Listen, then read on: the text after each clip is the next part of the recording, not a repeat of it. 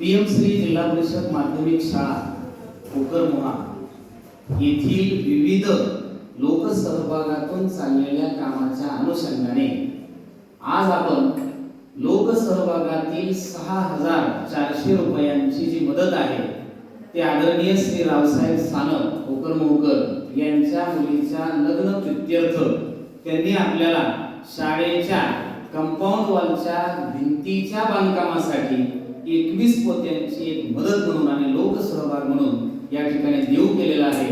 त्या प्रसंगी आपण स्वागत करूया। तर ही जी मदत आहे ती शाळेच्या कामासाठी अत्यंत मौलिक आहे।